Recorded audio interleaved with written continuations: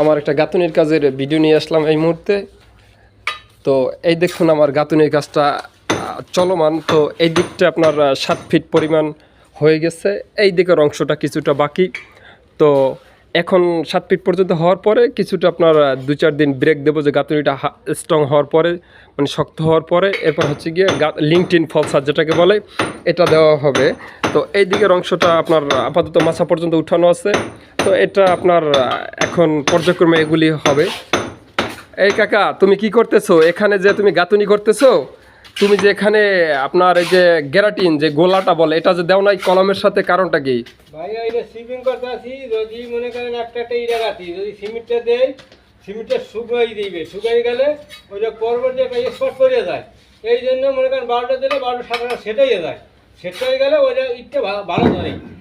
আর যদি আমরা গ্যারান্টি দেয়, যারা ওই পরে একটা স্পট করে গেলে একটা গাঁথি